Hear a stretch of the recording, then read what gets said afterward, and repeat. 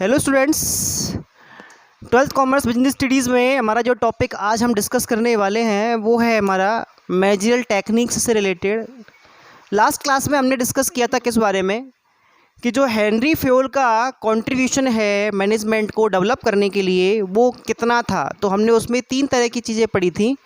एक तो हमने पढ़े थे प्रिंसिपल्स ऑफ मैनेजमेंट, जिसमें हमने 14 प्रिंसिपल्स के बारे में स्टडी किया था। दूसरा हमने डिस्कस किया था क्वालिफिकेशन एंड ट्रेनिंग के बारे में। एक्चुअल में हेनरी फ्योल वो फर्स्ट पर्सन थे जिन्होंने एक मैनेजर के अंदर स्पेशल क्वालिटीज़ और ट्रेनिंग के बारे में कुछ स्पेशल चीज़ें बताई थी। तो हमने वहाँ पे 6 तरह के ट्रेड्स पढ़े थे आपके।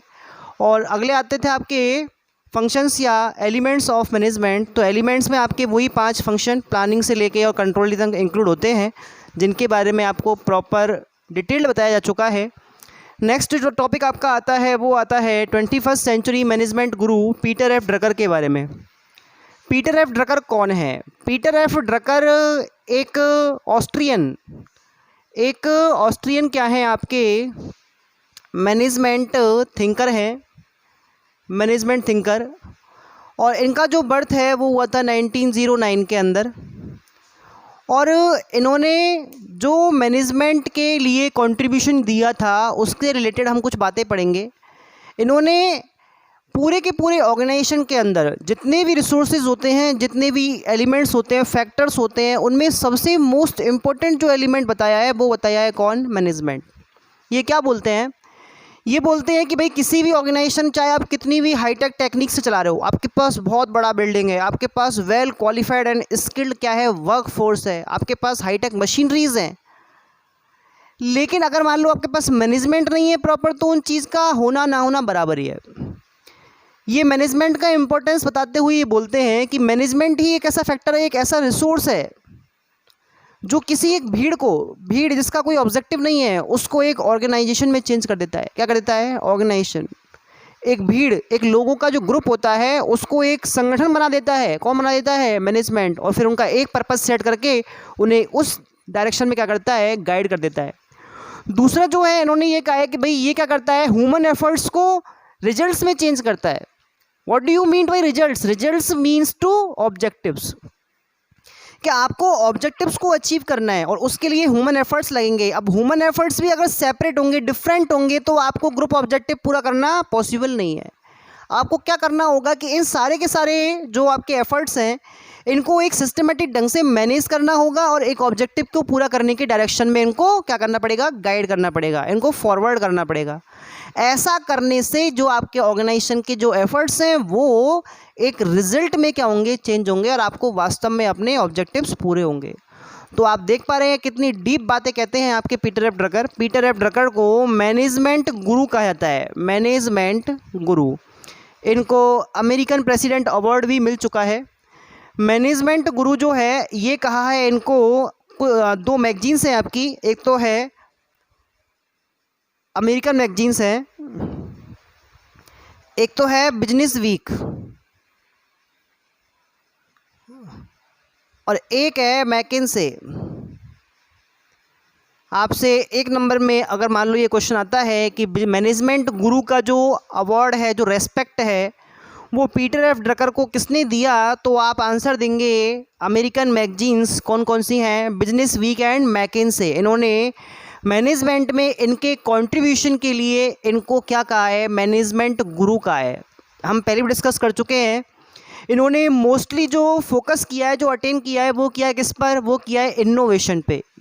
मैंने आपको जब इनोवेशन मैनेजरल फंक्शंस के अंदर पढ़ाया था तो बताया भी था कि जो पीटर एफ ड्रकर है इन्होंने इनोवेशन को मोस्ट इम्पॉर्टेंट एक्टिविटी में काउंट किया है। किसकी? मैनेजरियल एक्टिविटी में। क्लियर? तो आपकी जो ये पीटर एफ ड्रकर हैं इनसे रिलेटेड हम कुछ बातें पढ़ेंगे आगे चल के। फ़िलहाल हम डिस्कस कर रहे हैं मैनेजरियल टेक्निक्स के बारे में।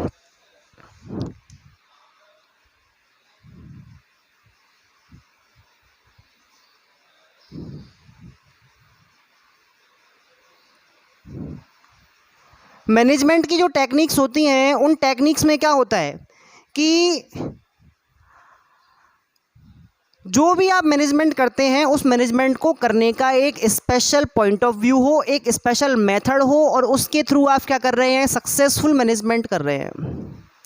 जैसा कि आप जानते हैं कि प्रेजेंट टाइम में जो आपका बिजनेस एनवायरनमेंट है वो बहुत ज़्यादा कॉम्प्लेक्स, बहुत ज़्यादा कॉम्पिटिटिव हो चुका है। जैसे आपने एलपीजी पॉलिसी को पढ़ा तो उसके बाद तो फॉरेन कंपनीज से भी आपको क्या मिल रहा है, एक्सटर्नल कंपटीशन मिल रहा है। आपको इंटरनल कंपटीशन तो पहले ही था, एक्सटर्नल कंपटीशन अब मिलने लग गया। तो अब जो मैनेजर्स हैं वो ये सोचते हैं कि हम क्या नई से नई टेक्निक्स को यूज़ करें मैनेजमेंट करने की, जिससे हमको एक तो हम कंपटीशन को फेस कर सकें और दूसरा हम अपने जो ऑब्जेक्टिव्स हैं उनको पूरा कर सकें। तो इस चीज़ को ध्यान में रखकर कुछ मैनेजरियल टेक्निक्स के बारे में बताया गया है और इन मैनेजरियल टेक्निक्स में से हमको केवल 3 पढ़नी है। एक पढ़नी है हमें मैनेजमेंट बाय ऑब्जेक्टिव्स, एक पढ़नी है हमें मैनेजमेंट बाय एक्सेप्शंस और एक पढ़ना है हमें स्ट्रेटेजिक मैनेजमेंट। ये 3 आपको टेक्निक्स पढ़नी है इस चैप्टर में और इनमें हम डिस्कस कर रहे हैं सबसे पहले मैनेजमेंट बाय ऑब्जेक्टिव्स को, जिसका नाम है MBO टेक्निक। ध्यान रखना है हमें इन्हें शॉर्ट फॉर्म में क्या करना है, यूज़ करना है, इससे हमारा जो याद रखने का सिस्टम है वो भी अच्छा बनेगा। मैनेजमेंट बाय ऑब्जेक्टिव को शॉर्ट फॉर्म में MBO टेक्निक कहते हैं। MBO टेक्निक क्या है बता देता हूँ मैं आपको।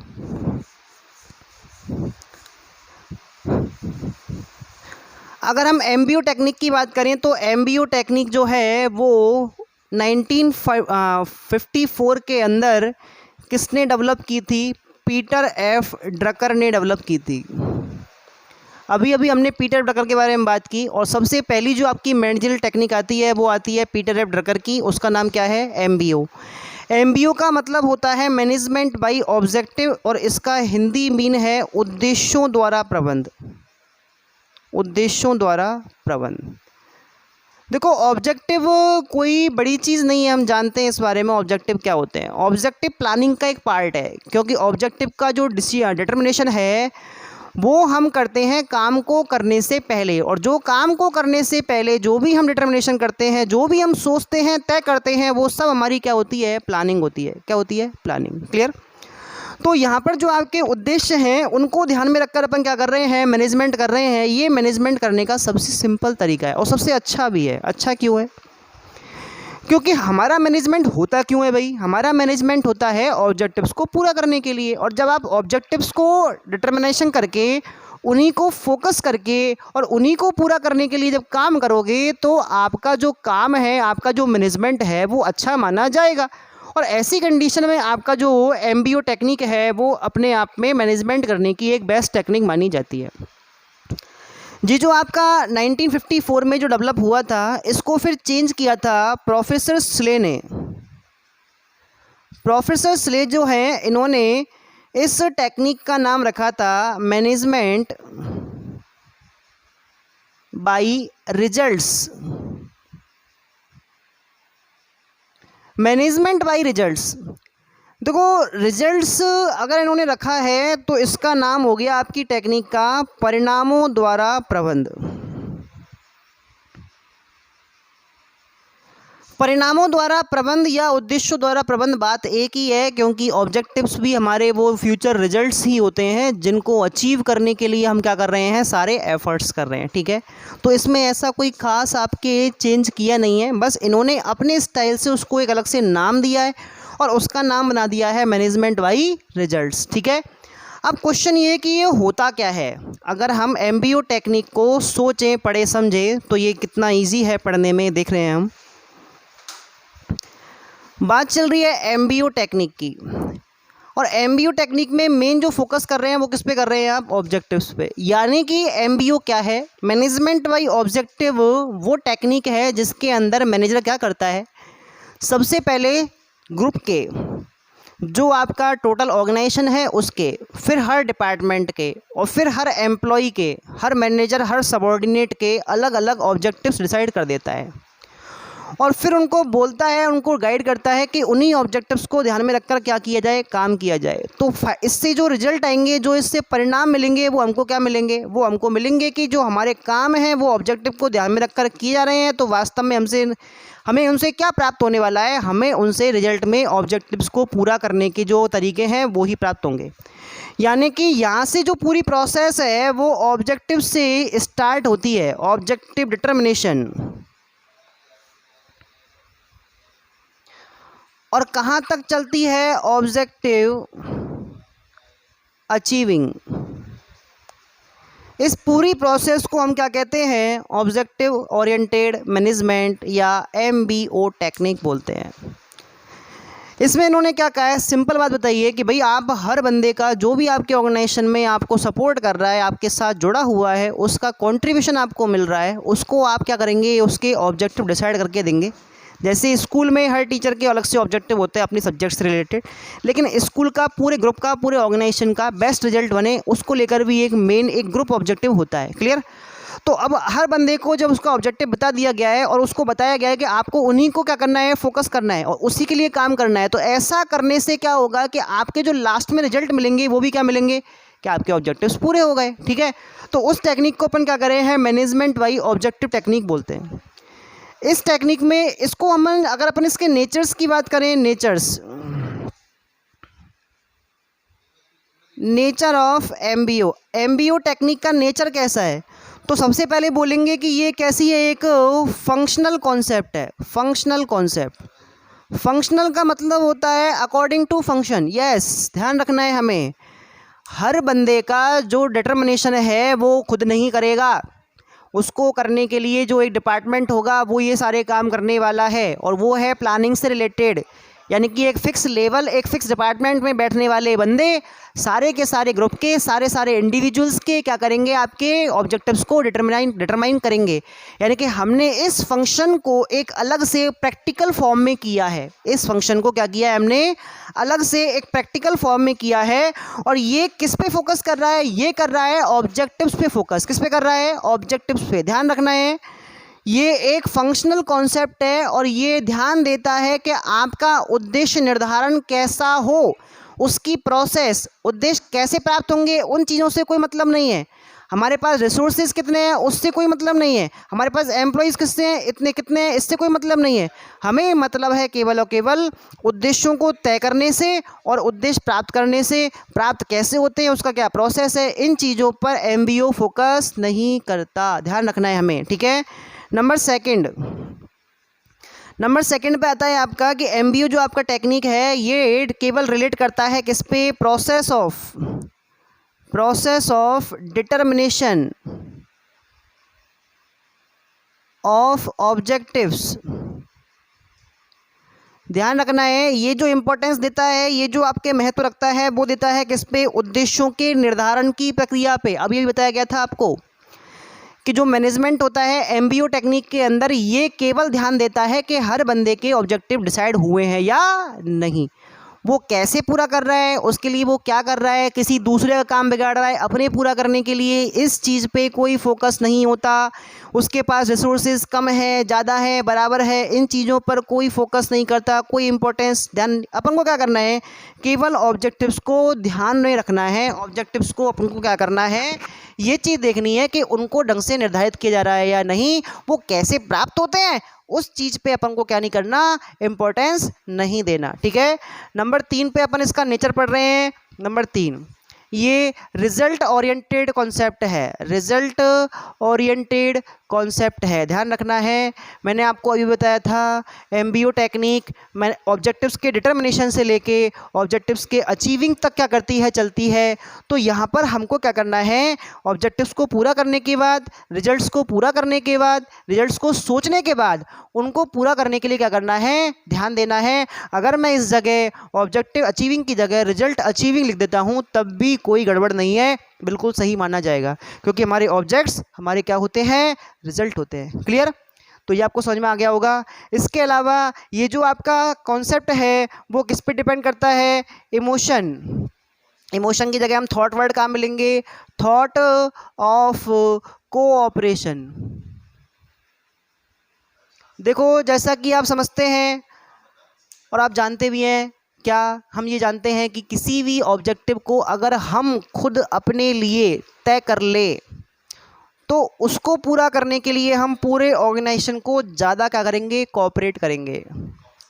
मैंने आपको क्या बताया था कि एक तो आपको उद्देश्य तय करके दिया जाए कि भाई आपको ये काम करना है और आप उसको क्या कर रहे हैं, एक्सेप्ट कर रहे हैं और अपना कोऑपरेशन दे रहे हैं, तो इससे काम बढ़िया होगा। दूसरा, टॉप मैनेजर ये कह रहा है कि भाई हम हर बंदे को अलग अलग ऑब्जेक्टिव नहीं दे रहे, ऑब्जेक्टिव सब मेरे पास है, मैं गाइड कर रहा हूँ, तो आपके माइंड पे एक बर्डन नहीं है कि मुझे फलाना काम करना है, तो आप एक जो मन से कॉपरेट है वो नहीं कर पाएंगे। कॉपरेशन कब होगा, जब आपके खुद के भी क्या होंगे, पर्सनल ऑब्जेक्टिव्स होंगे, और वो कौन आपको डिसाइड करके देगा, टॉप मैनेजमेंट। क्लियर? तो ध्यान रखना है, जो थॉट ऑफ कॉपरेशन है वो तब आता है जब आपके पास क्या होते हैं, अपने काम से रिलेटेड कुछ ऑब्जेक्टिव होते हैं। ऐसा है अगर, तो आप उन्हीं को पूरा करने के लिए अपने ऑर्गेनाइजेशन को क्या करोगे, कोऑपरेट करोगे, अपनी सहभागिता दोगे। क्लियर? तो ये आपके नेचर्स थे एमबीओ के, बहुत सिंपली आपने पढ़े। अगर हम बात करें मैनेजमेंट के या एमबीओ टेक्निक के एडवांटेजेस के बारे में, तो इसके एडवांटेज क्लासिफाइड हैं। एडवांटेज और मेरिट्स ऑफ एमबीओ। देखो, अगर हम एमबीओ के टेक्निक से क्या कर रहे हैं, मैनेजमेंट कर रहे हैं, तो उस मैनेजमेंट से क्या होगा, सभी को फ़ायदा होगा। पहला फ़ायदा जो हो रहा है वो हो रहा है इंस्टीट्यूट को। तो हम पढ़ रहे हैं एडवांटेज फॉर इंस्टीट्यूट। इंस्टीट्यूट बोल लो चाहे ऑर्गेनाइजेशन बोल लो, बात एक ही है। हम पढ़ रहे हैं इस समय संस्था को लाभ, कि अगर मान लो आप MBO technique, objective oriented technique को लेकर मैनेजमेंट करते हो, तो उससे संस्था को कौन कौन से लाभ मिलेंगे। क्लियर?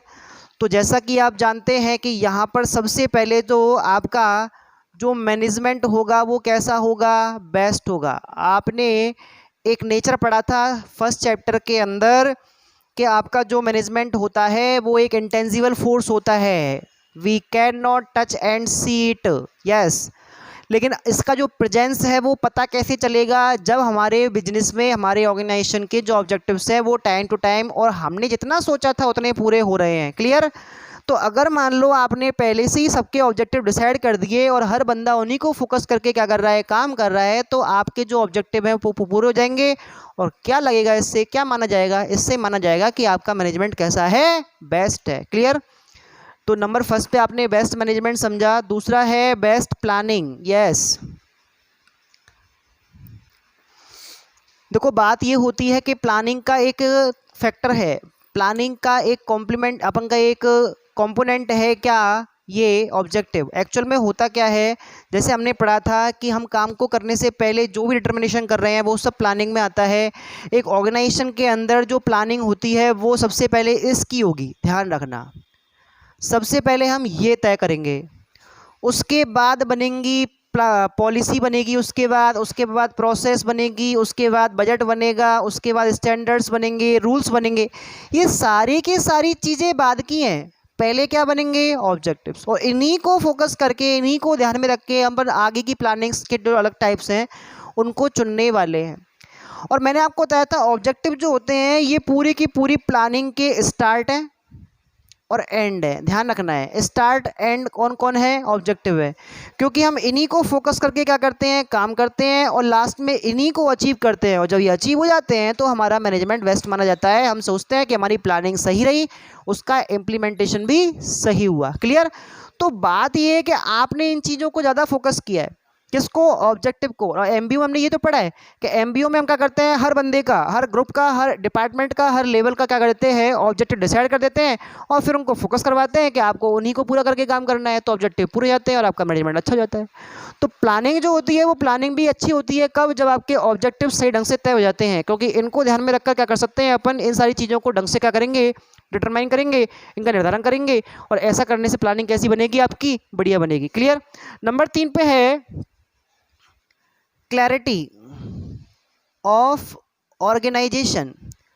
देखो, क्लैरिटी ऑफ ऑर्गेनाइजेशन की बात कर रहे हैं हम। ऑर्गेनाइजेशन क्लियर है आपका। मैंने आपको एक ऑर्गेनाइजेशनल चार्ट के बारे में बताया होगा। ऑर्गेनाइजेशन चार्ट ऐसे होता है भाई, जिसमें आपके लेवल्स होते हैं, जिसमें आपके पोस्ट होते हैं, बोर्ड ऑफ डायरेक्टर है, इसके अलावा सीईओ है, फिर डिपार्टमेंटल मैनेजर्स हैं, फिर डिप्यूटी डिपार्टमेंटल मैनेजर्स हैं, रीजनल मैनेजर्स हैं, इधर आपके फोरमैन आ गया, सुपरवाइज़र आ गया। ऐसे हमने क्या पढ़ा था, एक ऑर्डर पढ़ा था, एक हायरार्की लेवल पढ़ा था।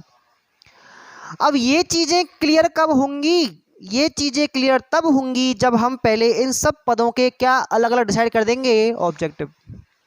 जब इनके ऑब्जेक्टिव डिसाइड हो जाएंगे तो सीधी सी बात है, इसका ऑब्जेक्टिव ऐसा होगा जो इन सबसे रिलेटेड है, यानी कि इनके पूरे हो गए तो इसका हो गया, और इनके सबके अपने अपने सेपरेट भी हैं। तो जिसके पास ज़्यादा वो टॉप मैनेजर, जिसके पास ज़्यादा ऑब्जेक्टिव है, बड़े ऑब्जेक्टिव हैं, वो टॉप मैनेजर है। और जिससे जैसे अपन नीचे बढ़ते जाएंगे वैसे वैसे ऑब्जेक्टिव्स का प्रेशर कम हो जाएगा, ऑब्लिगेशन कम हो जाएंगे। आया समझ में आपको नहीं आया? तो यहाँ पर ऑब्जेक्टिव डिसाइड होने से हमको ये पता चल रहा है कि कौन तो सुपीरियर है और कौन सबऑर्डिनेट है, किसके पास ऑथोरिटीज़ ज़्यादा है, किसके पास ऑथोरिटीज़ कम है। आया समझ में नहीं आया? इनका रिलेशन कैसा है।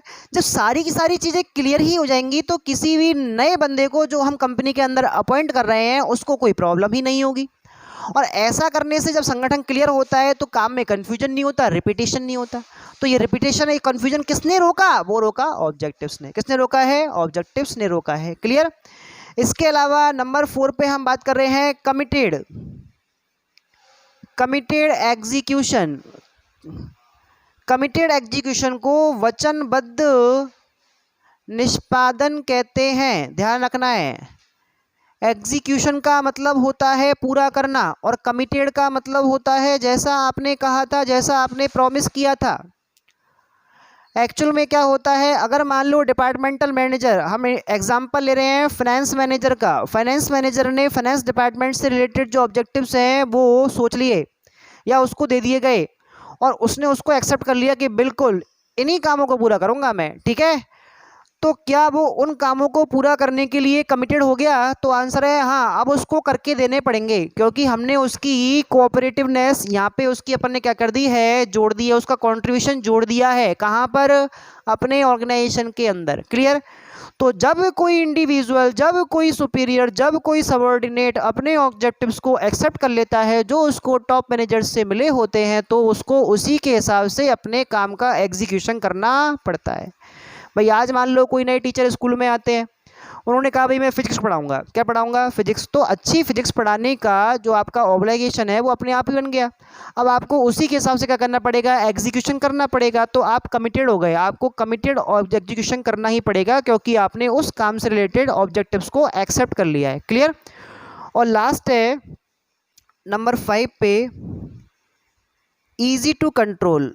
Easy to control. देखो ऑर्गेनाइजेशन को एक फ़ायदा होता है कि यहाँ पे अगर आप MBO टेक्निक को यूज़ कर रहे हो तो कंट्रोल करना इजी हो जाएगा। अगर हम सोचें कि इफ़ेक्टिव कंट्रोल या इजी कंट्रोल कैसा हो, और मैंने आपको कंट्रोलिंग के अंदर क्या पढ़ाया हुआ है कि सबसे पहले हमें परफॉर्मेंस स्टैंडर्ड्स का क्या करना है, ध्यान में रखना है।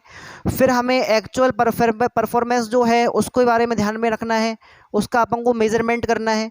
फिर दोनों में हम क्या करेंगे, एक डिवाइडेशन करेंगे, वेरिएंस निकालेंगे, ठीक है। और जो वेरिएंस आएगा वो हमारे क्या है, उन वेरिएंस के रीजंस को अपन जानेंगे और फिर उनमें करेक्शन करेंगे जिससे वो हट जाएं और आपकी जो एक्चुअल परफॉर्मेंस है वो पहले से डिटरमाइंड परफॉर्मेंस के बराबर हो जाए। सीधी सी बात है ना। तो यहाँ पर भी तो ऐसा ही हो रहा है भाई, आपने हर बंदे के ऑब्जेक्टिव डिसाइड कर दिए हैं, तो इसका मतलब आपके पास क्या आ गया, स्टैंडर्ड परफॉर्मेंस आ गई कि आप हर बंदे से क्या चाहते हैं, आपकी क्या एक्सपेक्टेशन है। एक स्कूल मैनेजमेंट एक टीचर से, एक कैशियर से, क्लर्क से, एक ड्राइवर से क्या चाहता है, इसका एक्सपेक्टेशन उसने बता दिया। कैसे बता दिया? उन सब के अलग अलग ऑब्जेक्टिव डिसाइड कर दिए। तो ये चीज़ हमारे पास है कि हमसे वो क्या चाहता है, और जब वो चाहता है तो हमने जो वास्तव में काम किया उसको हम क्या करेंगे, इजीली मेजरमेंट कर सकते हैं। इनमें हम डिफरेंस भी कर सकते हैं कि दोनों के बीच में क्या कंपैरिजन के अंदर क्या निकला, कि इन दोनों में कंपैरिजन किया कि भाई ये तो एक्सपेक्टेशन है और ये एक्चुअल परफॉर्मेंस है। क्लियर? इन एक्सपेक्टेशन को ही मैं क्या कह रहा हूँ, ऑब्जेक्टिव कह रहा हूँ। इन एक्सपेक्टेशन को क्या बोल रहा हूँ मैं, ऑब्जेक्टिव, जो आपको मिले हैं पूरा करने के लिए, और ये आपका एक्चुअल परफॉर्मेंस है। अब सपोज दैट ये चीज़ ना हो, आपको ऑब्जेक्टिव ना दिए जाएं तो आपकी एक्चुअल परफॉर्मेंस अच्छी रही या बुरी, इसका मेजरमेंट आप किस बेस पे करोगे? आपके पास कंपैरिजन करने के लिए स्टैंडर्ड्स तो है ही नहीं। तो अगर हम इफेक्टिव कंट्रोल करना चाहते हैं तो इफेक्टिव कंट्रोल के लिए ज़रूरी है कि आपके पास परफॉर्मेंस के स्टैंडर्ड हो, और स्टैंडर्ड परफॉर्मेंस होने पर ही आप क्या कर सकते हैं, इन दोनों में कंपैरिजन कर सकते हैं, वेरिएंस निकाल सकते हैं और ईजिली आपका कंट्रोल भी कर सकते हैं। तो इफेक्टिव मैनेजमेंट करने के लिए या इफेक्टिव कंट्रोल करने के लिए जो MBO टेक्निक है वो एक बेस्ट टेक्निक है। क्लियर? तो MBO को लेके आज की क्लास में केवल इतना ही। कल हम MBO से रिलेटेड जो और बातें हैं वो हम डिस्कस करेंगे। ठीक है, थैंक यू।